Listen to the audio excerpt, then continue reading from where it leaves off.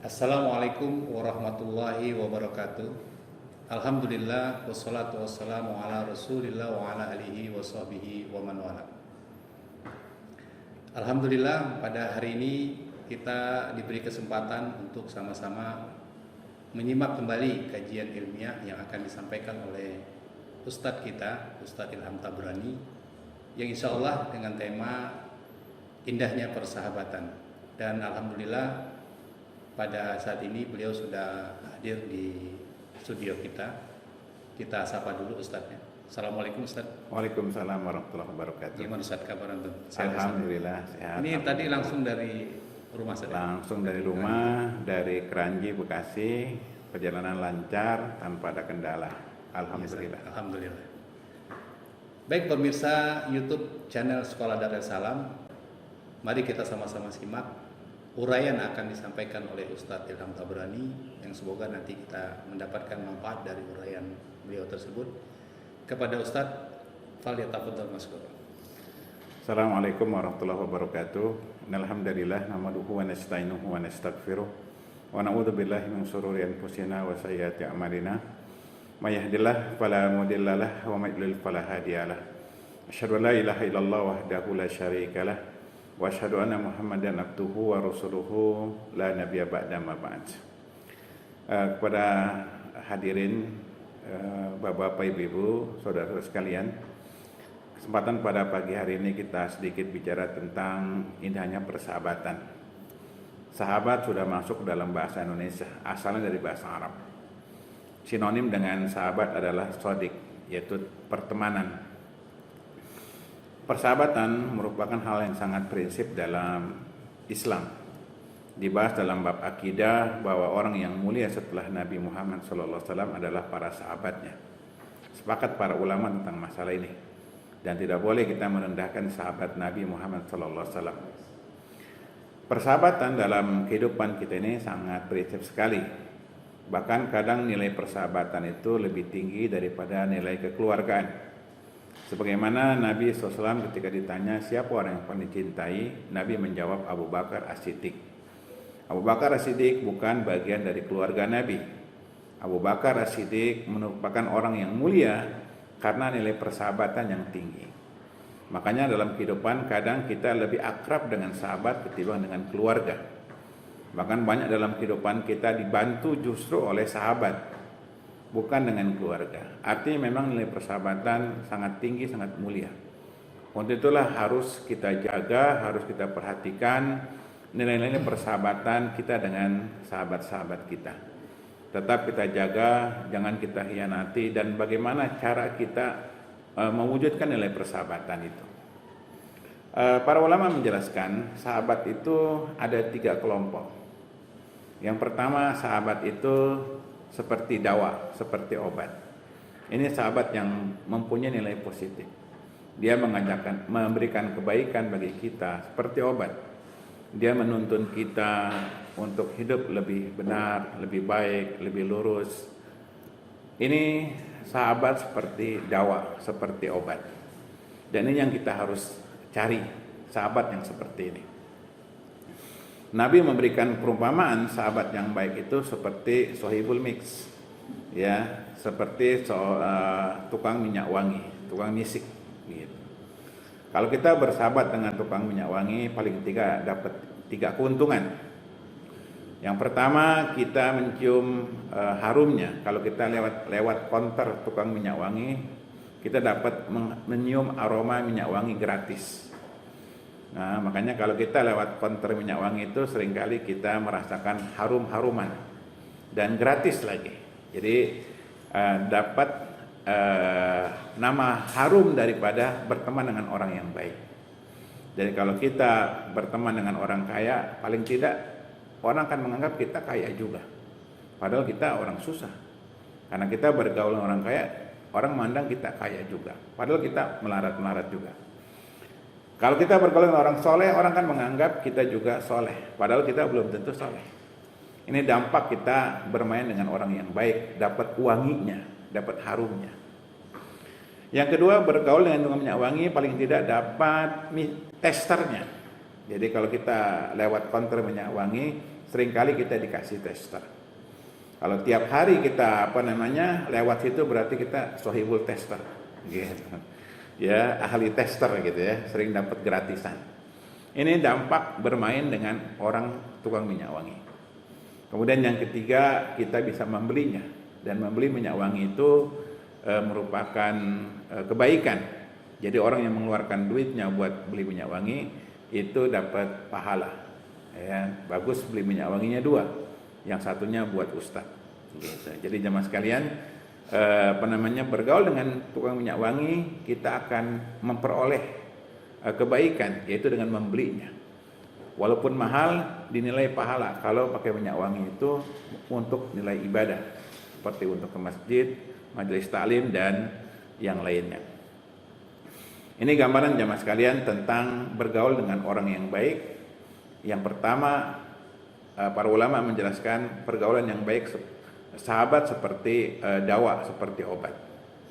Yang kedua, sahabat itu seperti daun, ya, seperti daun. Daun ini artinya penyakit, ya, yaitu sahabat-sahabat yang buruk, sahabat-sahabat yang jelek, yang bisa menjatuhkan martabat kita, yang bisa merusak agama kita. Ini seperti penyakit kata Nabi SAW, dan kita harus senantiasa menjaga jarak terhadap orang-orang yang bisa merusak kehormatan kita dan agama kita. Dan Nabi memberikan perumpamaan seperti bersahabat dengan sohibul kir, tukang las. Jadi kalau kita dekat-dekat dengan tukang las, ada 2 mudorot. Pertama, kena baunya, kena asapnya. Yang kedua, kena cipratan apinya. Kalau kita berteman dengan orang-orang jahat, paling tidak orang menyangka kita juga penjahat, karena teman kita orang jahat. Jadi kalau kita bergaul dengan orang-orang yang rusak, kita dapat resiko dituduh sama rusaknya dengan orang tersebut. Dan yang kedua, kena apinya, atau kita jadi pelaku kejahatan. Berapa banyak pergaulan itu membuat orang jadi rusak. Persahabatan membuat orang jadi jahat. Kenapa? Sahabatnya orang jahat. Untuk itu jamaah sekalian harus pilih-pilih dalam bersahabat, dalam berteman. Karena teman bisa menjadi racun dalam hidup kita. Teman bisa menjadi penyakit dalam hidup kita. Banyak orang jadi maling. Kenapa? Karena temannya maling. Banyak orang jadi jatuh dalam kemungkaran. Kenapa? Temannya sohibul mungkar, pelaku-pelaku kemungkaran. Ini teman yang kedua. Yang ketiga, teman kata Nabi SAW, kata para ulama, seperti makanan. Ya, sekedar untuk mengisi kekosongan, sekedar untuk mengisi kehidupan. Jadi ada teman-teman yang memang bisa kita manfaatkan ala kadarnya, sekedarnya saja. Ini teman-teman yang tidak mempunyai nilai positif dan juga tidak berdampak kepada negatif. Ini netral sifatnya. Nah, jemaah sekalian, para ulama menjelaskan bagaimana kita menilai barometer sebuah pertemanan. Bagaimana kita mengukur sebuah teman itu baik atau buruk. Bagaimana barometernya? Yang pertama, barometer ketika melihat teman ini baik atau buruk ketika dalam kondisi sapar. Jadi dalam kondisi sapar kita bisa melihat mana teman yang sesungguhnya, mana yang bukan. Dalam sapar kita melihat bagaimana orang yang bisa mengontrol emosinya. Dalam sapar kita bisa melihat orang yang peduli dengan lingkungannya. Dalam sapar orang kita bisa melihat tentang kesetiaannya. Ada orang egois ketika sapar, dia nggak peduli orang lain, yang penting dirinya. Ya, egonya dikedepankan. Ini banyak kita dapati. Maka kita lihat ini bukan sahabat yang baik, karena dia selalu mengedepankan emosinya. Nah, ini kelihatan ketika sapar. Jadi kalau kita sapar dalam perjalanan, bahkan semakin jauh, semakin lama sapar itu, kita akan belajar tentang karakter manusia. Ada orang-orang yang memang egonya tinggi, ada orang-orang yang emosinya luar biasa besarnya, dan dia harus memimpin, harus diikuti, dan tidak mau terima pendapat orang lain. Ini tentunya kita harus jaga jarak dengan orang yang seperti ini. Dalam sapar juga kita lihat ada orang yang sangat dermawan, dia tidak mementingkan dirinya sendiri. Dan dia sangat perhatian kepada temannya, kepada sahabatnya. Dan dia tidak egois.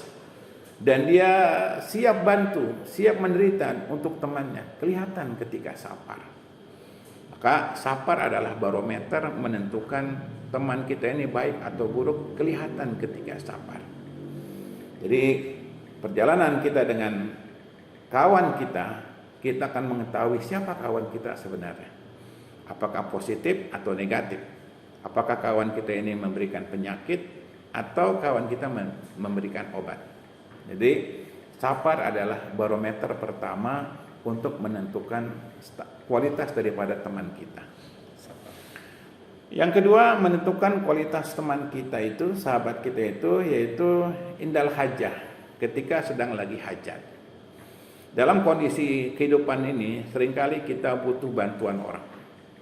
Seperti kita mau mengadakan pesta pernikahan.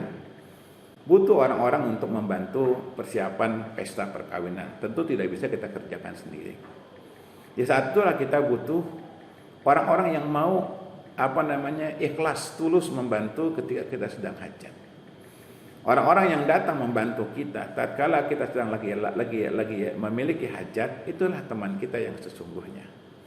Dia rela tanpa pamrih bantu kita kesulitan-kesulitan kita, baik pikiran, baik tenaga, atau mungkin uang. Itulah sahabat. Ada di antara orang-orang yang dekat dengan kita, tapi ketika kita sedang lagi butuh bantuannya, dia tidak hadir.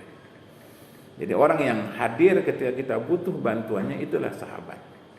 Sebagaimana di masa Nabi SAW, para sahabat senantiasa berusaha membantu hajat dari Nabi SAW. Kita lihat ada seperti Anas bin Malik yang senantiasa menyiapkan Nabi, dan beberapa orang sahabat yang siap membantu Nabi SAW, dan mereka dikenal sebagai pelayan Nabi SAW. Bahkan hampir semua para sahabat ingin menjadi pelayan Nabi. Bahkan mereka kadang menyiapkan waktu-waktu khusus untuk menjadi pelayan Nabi SAW. Jadi menilai persahabatan itu diantaranya indal hajah, ketika kita lagi hajat.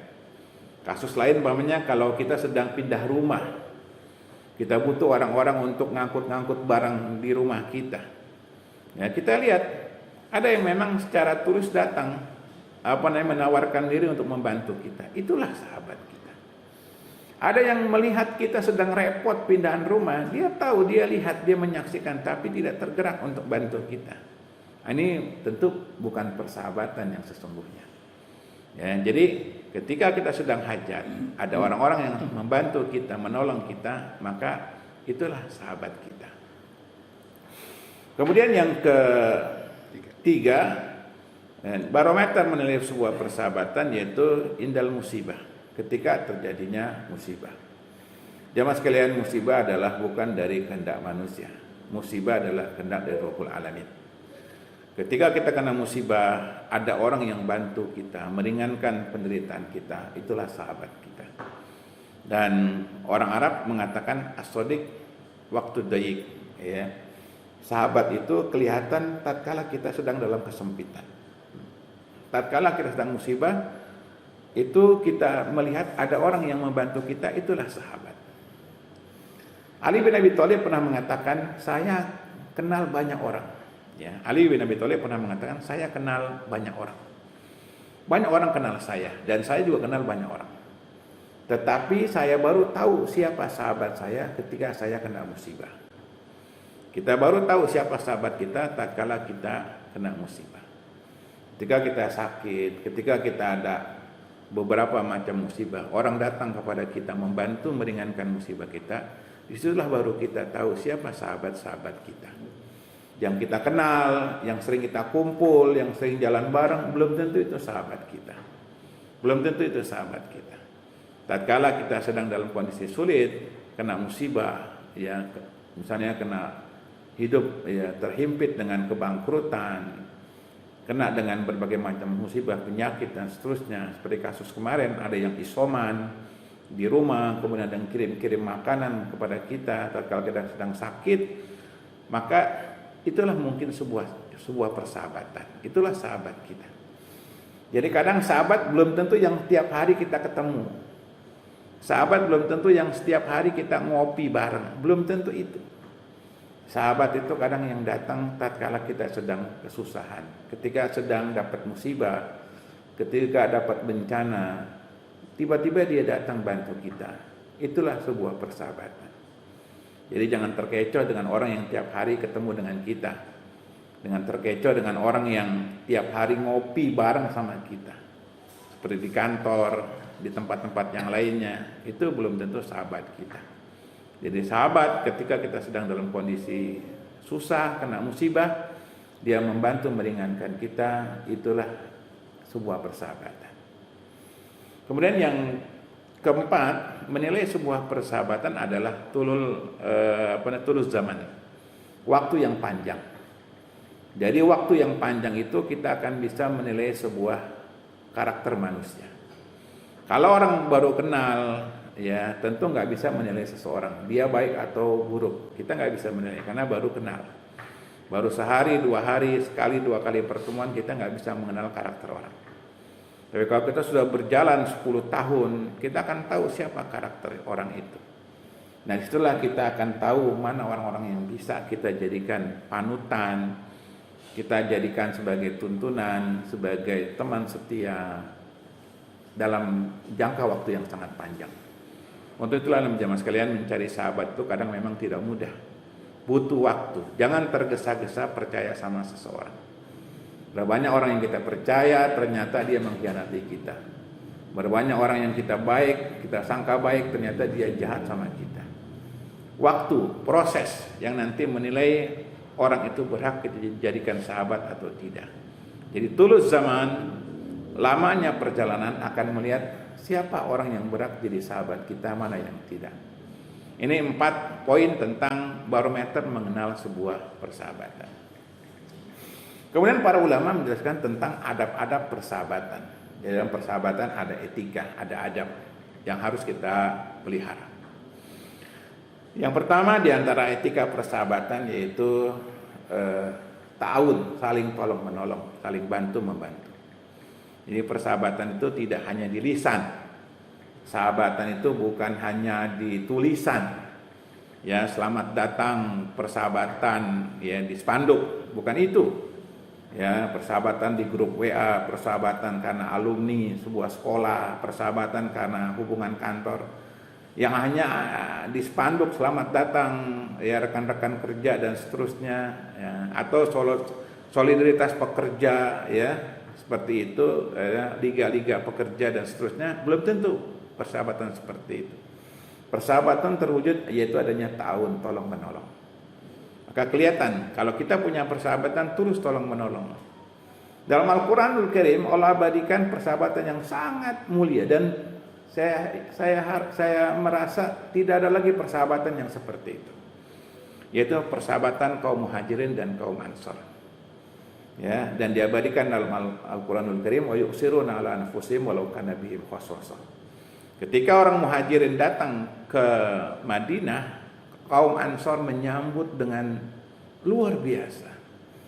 Nilai persahabatan sangat luar biasa. Mereka membagi harta mereka menjadi 2, sebagian buat kaum Muhajirin. Mereka membagi rumah mereka menjadi 2, sebagian buat tempat tinggal kaum Muhajirin. Maka Allah mengabadikan wa yusiruna ala anfusihim walau kana bihim khassasah. Mereka lebih mendahulukan kepentingan saudara mereka walaupun mereka sendiri butuh, luar biasa. Jadi persahabatan ini sudah hilang memang zaman sekarang ini. Tolong menolong itu terkesan pamrih. Semua serta diukur dengan materi, semua diukur dengan uang. Kalau kita lihat Muhajirin dan Ansor itu tulus luar biasa. Ya, ini yang sekarang ini kadang kita hilang nilai sebuah persahabatan. Ya, persahabatan tuh kadang hanya di lisan, kamuflase, bohong. Ya, persahabatan tidak sampai wujud dalam jiwa kita, dalam hati kita, bahkan tidak sampai dompet kita. Kita masih mampu bantu sahabat kita, tapi kita pelit. Kenapa? Karena kita nggak mengerti nilai sebuah persahabatan.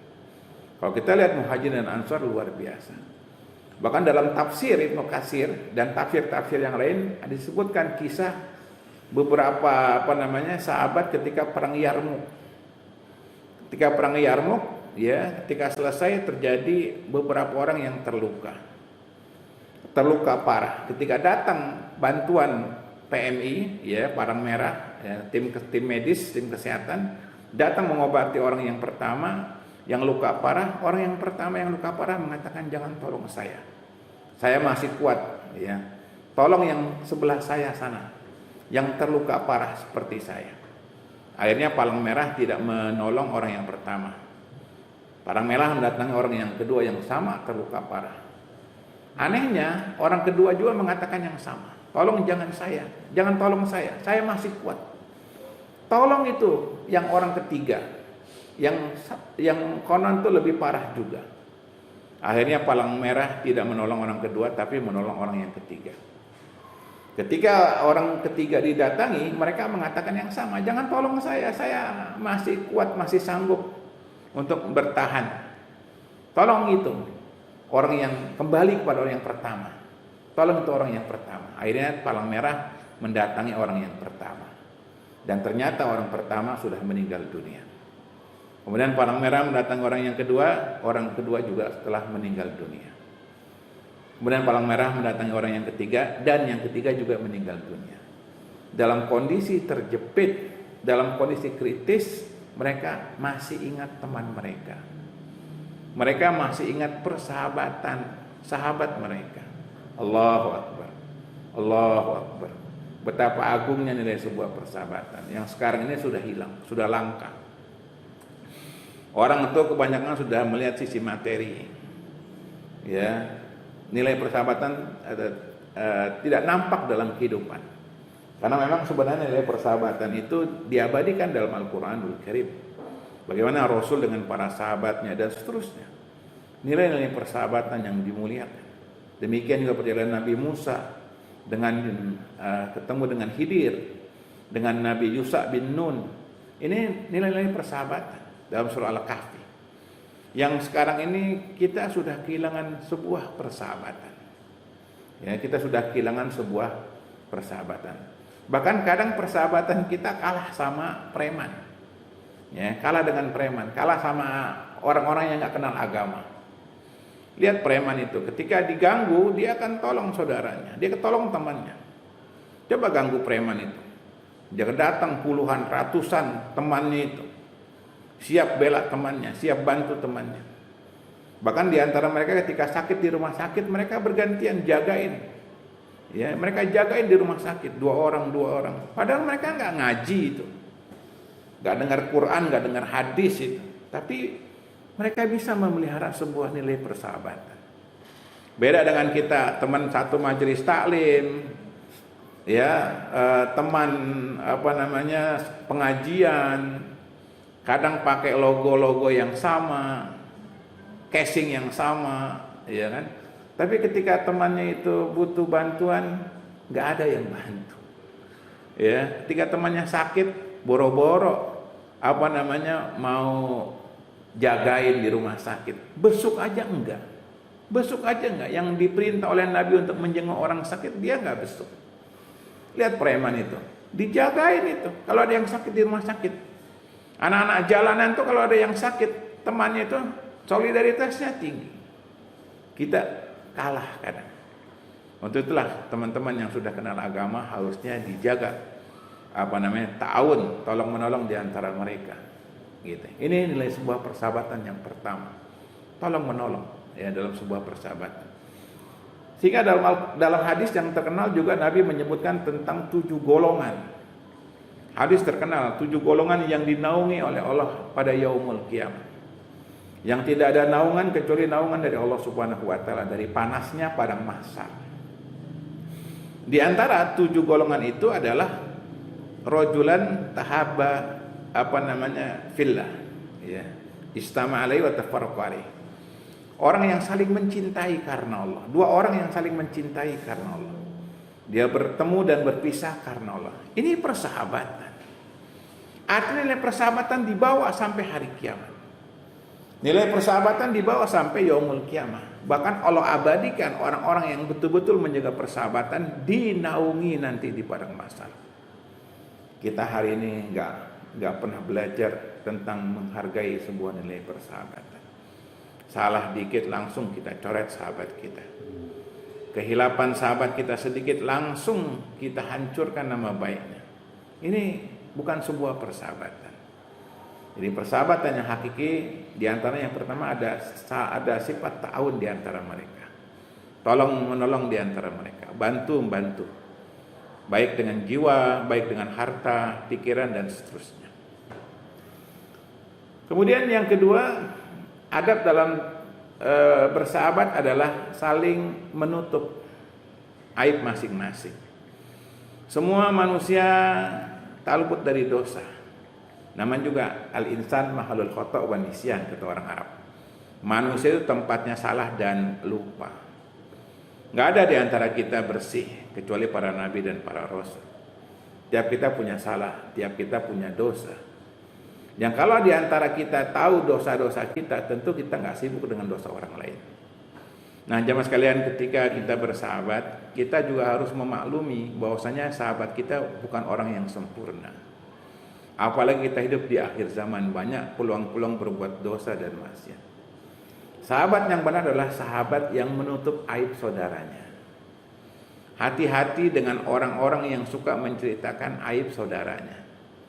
Satu saat nanti aib kita juga disebarkan oleh orang tersebut. Jadi tutup, kata Nabi, man satara musliman satarahullah yaumal qiyamah. Barang siapa yang menutup aib saudara seiman, muslim, maka Allah akan tutup aibnya pada yaumul qiyamah. Sayangnya memang kita lihat banyak sahabat-sahabat justru menceritakan aib saudaranya, aib temannya, aib sahabatnya. Ini bukan persahabatan. Persahabatan yang hakiki dia tutup masa lalu sahabatnya, kehilapan sahabatnya, atau sesuatu yang mungkin hilaf di antara sahabatnya, tutup rapat. Sama seperti kita ingin aib kita ditutup, kita pun harus menutup aib saudara kita. Kemudian yang ketiga di antara etika persahabatan yaitu saling menziarahi, saling mengunjungi.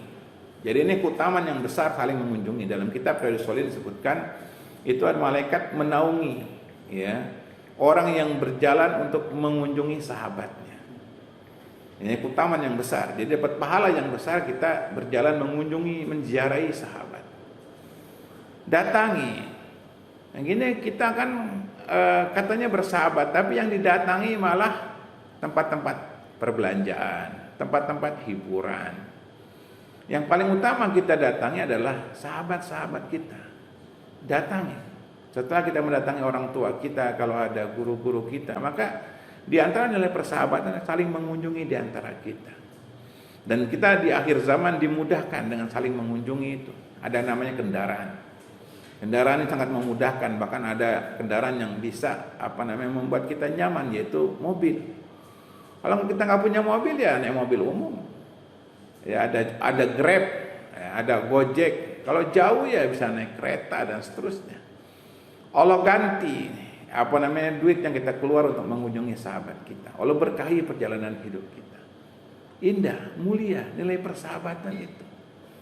Ketemu sahabat itu membahagiakan. Ketemu sahabat itu memberikan kenikmatan yang luar biasa. Kalau persahabatan itu tulus. Nah, sayang kita persahabatan itu karena tidak muncul karena dasar keimanan. Akhirnya tidak saling mengunjungi. Gitu. Maka adab dalam persahabatan adalah sisakan waktu kita untuk mengunjungi sahabat kita. Walaupun tempatnya jauh, kalau seandainya kita mampu, datangi. Karena ini perintah agama menjaga sebuah persahabatan. Ya. Kemudian yang keempat, di antara nilai persahabatan adalah saling menasihati. Saling menasihati. Ya, jadi kalau ada salah di antara sahabat, kita bimbing. Kalau di antara mereka minta nasihat, kita nasihati. Karena kita hidup butuh bimbingan. Mungkin di antara sahabat-sahabat kita punya ilmu, punya kelebihan daripada ilmu, yang dia bisa memberikan bimbingan bagi kita. Saat itulah kita disunahkan untuk saling menasihati. Wa tawassaw bil haqq wa tawassaw bis sabr. Jadi kalau kita ada masalah, kalau kita ada problem dalam hidup ini, minta nasihat kepada sahabat kita. Karena sahabat itu adalah orang yang tulus terhadap diri kita. Orang yang siap bantu terhadap permasalahan-permasalahan hidup kita. Ini yang penting jemaah sekalian, jangan ragu, jangan merasa rendah.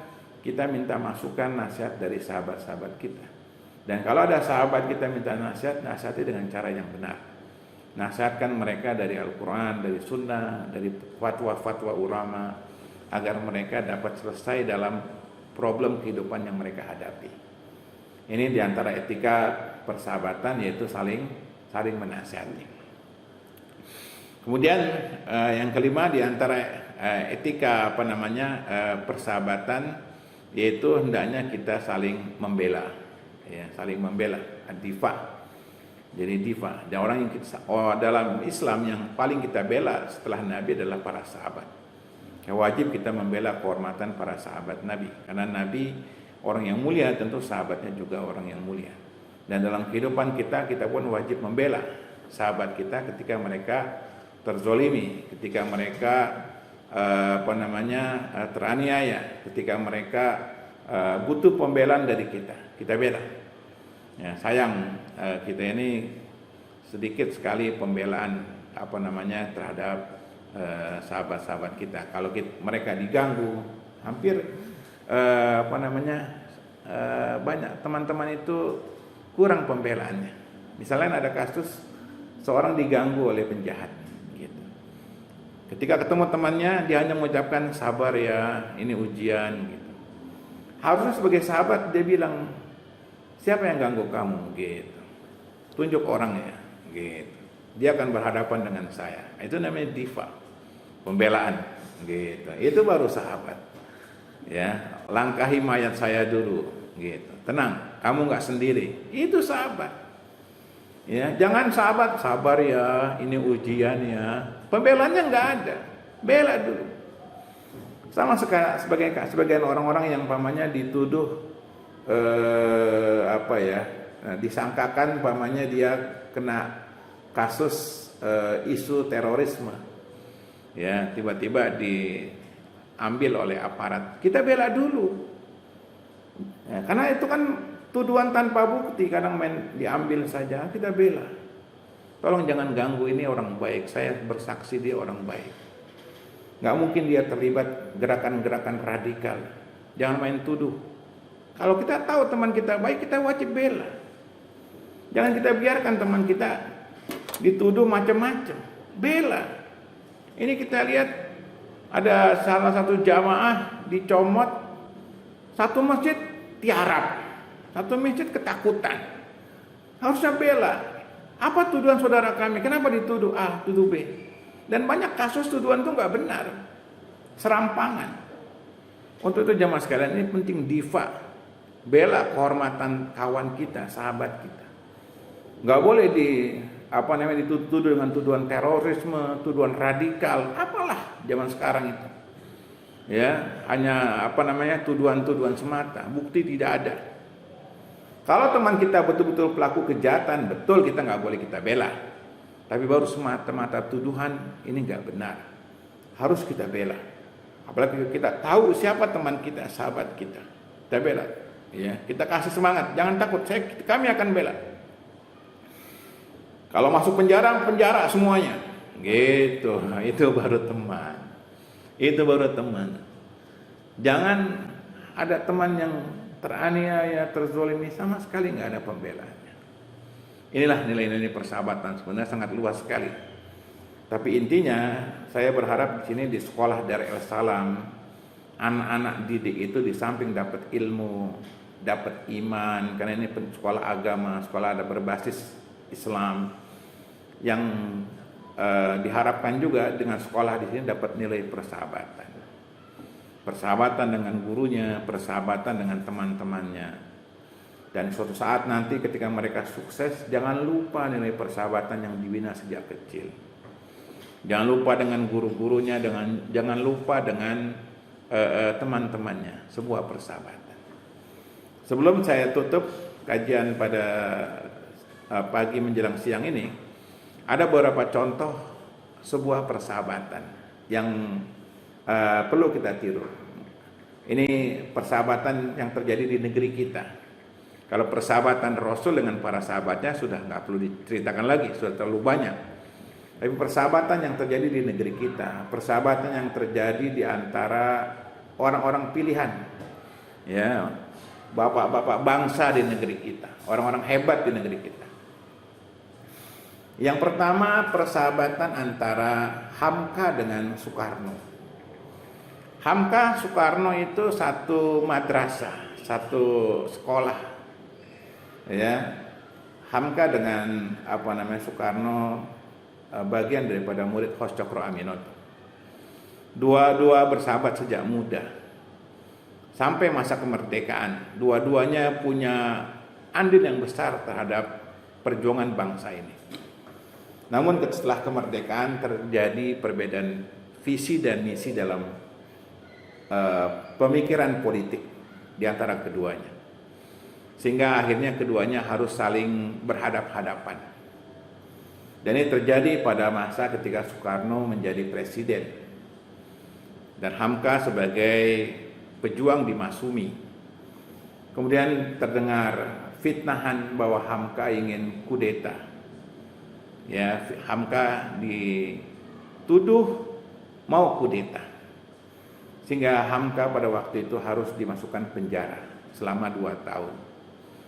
Cerita Hamka di penjara dengan berbagai macam siksaan dan penderitaan sangat luar biasa. Nah, selama 2 tahun di penjara, setelah itu Hamka bebas. Hamka tetap tidak memusuhi Soekarno.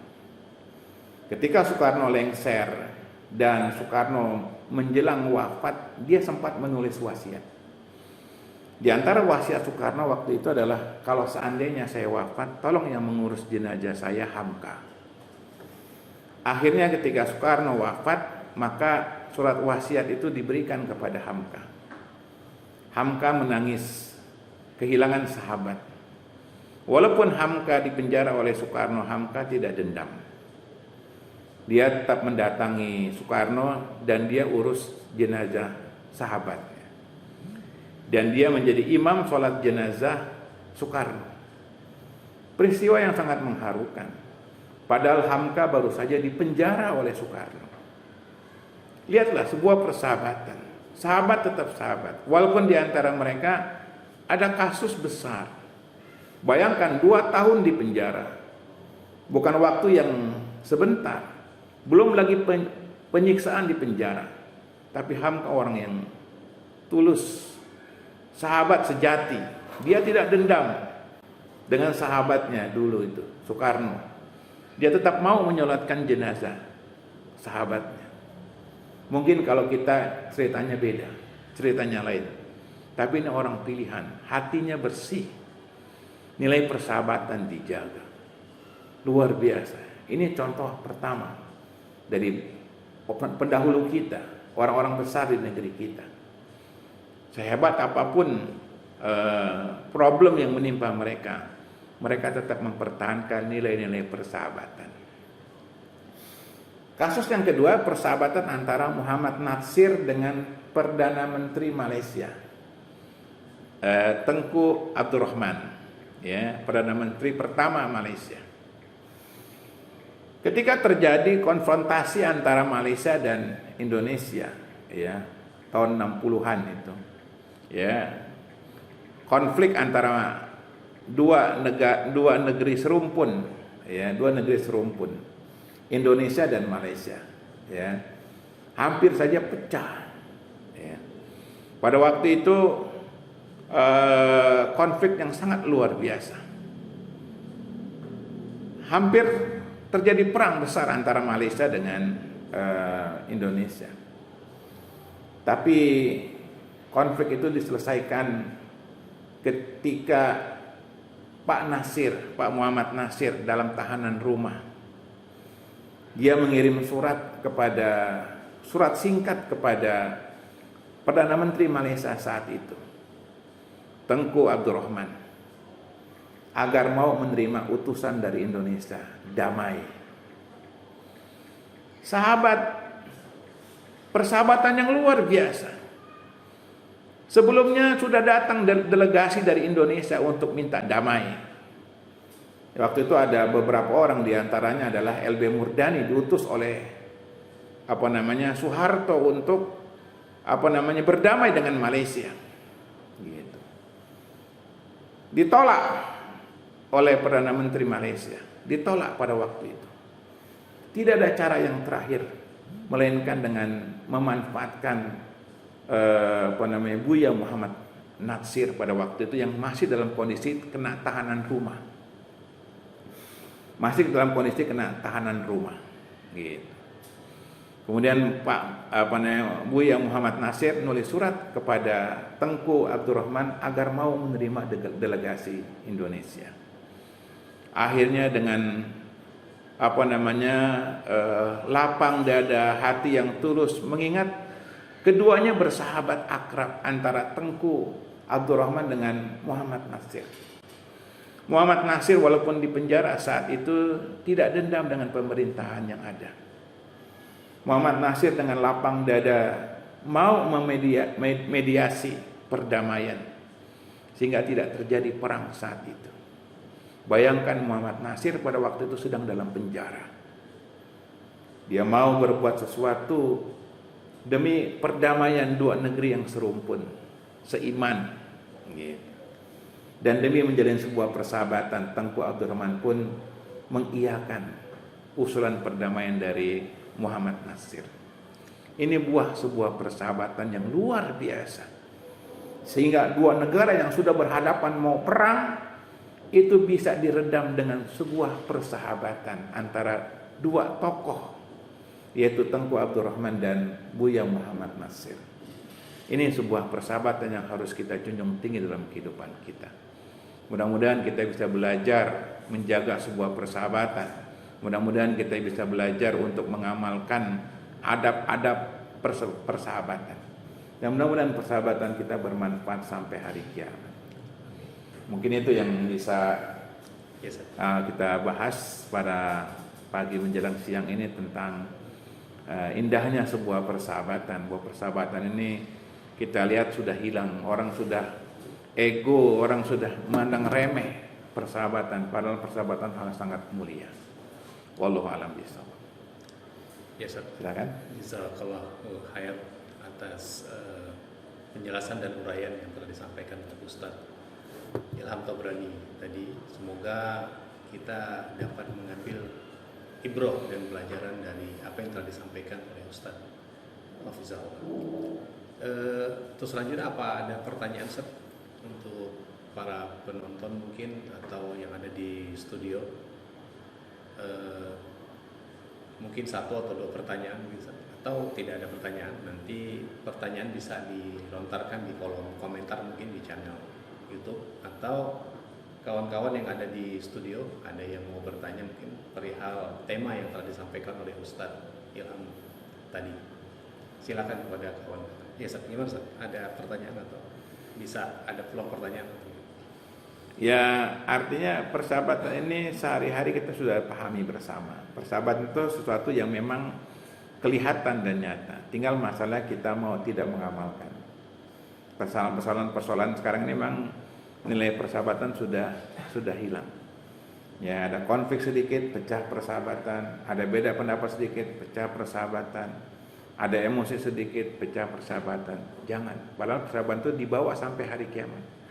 Bahkan dalam bab syafaat pada hari kiamat, adanya pertolongan pada hari kiamat, itu nanti pada yaumul kiamat ketika orang masuk surga, yang sebelum ahli surga menikmati surga, dia ingat sahabatnya.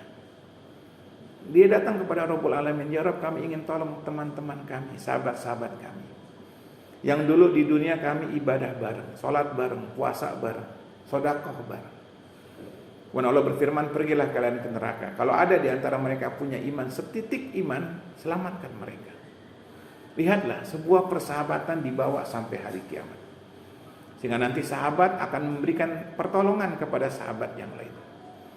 Kita nanti bisa memberikan syafaat kepada sahabat kita. Atau sebaliknya, sahabat kita bisa menolong kita. Tolong jangan hianati sebuah persahabatan. Tolong jaga persahabatan.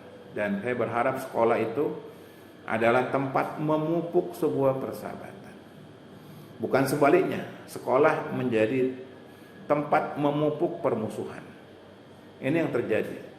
Ya, kita lihat namanya kayak gedungnya, MPR, gedung DPR itu kadang memupuk permusuhan di situ.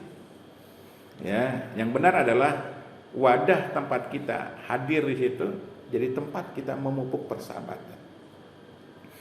Jadi jangan sampai ada dendam di antara kita, jangan sampai ada hasad di antara kita. Jangan sampai ada niat jahat di antara kita. Di antara sahabat-sahabat kita. Saya nasihati sama anak-anak ya khususnya dari El Salam ya sekolah di sini, tolong jaga persahabatan. Jaga, jangan lupakan teman kalian. Kalau seandainya kalian besok menjadi orang yang hebat, jadi orang yang berhasil, sukses, tolong jangan lupakan sahabat-sahabat kalian. Jangan lupakan teman-teman kalian. Boleh jadi kalian sukses, berhasil, doa dari teman-teman kalian juga. Ya. Ini sebuah rangkuman mungkin ya. Penutup dari bahasan kita. Ya, mudah-mudahan yang sedikit ini ada manfaatnya buat sekolah, buat kita semua, buat orang tua, murid juga, dan siapapun yang mendengar acara ini, semoga persahabatan ini kita bawa sampai ke akhirat, dan semoga persahabatan kita mendapatkan keberkahan buat kita semua. Amin, amin. Cukup. Ya. Kita demikian. Ya, jazakallahu khair Ustaz atas uraian yang telah disampaikan. Mungkin untuk pertanyaan nanti bisa disampaikan melalui link komentar pada channel YouTube Sekolah Dar es Salam. Demikian pemirsa channel Sekolah Dar es Salam yang dapat kami sampaikan dan dapat kami persembahkan pada acara pada hari ini. Semoga tema ini dapat memberikan kepada kita pembelajaran yang berharga dan bisa kita amalkan dalam kehidupan sehari-hari. Terima kasih kami ucapkan kepada Ustadz Jazakallahu khair Ustadz. Semoga pada kesempatan yang lain kami bisa menampilkan kajian-kajian ilmu sahih yang serupa, dan semoga Allah memberikan kepada kita keluangan waktu. Akhir kata, Assalamualaikum warahmatullahi wabarakatuh. Waalaikumsalam warahmatullahi wabarakatuh.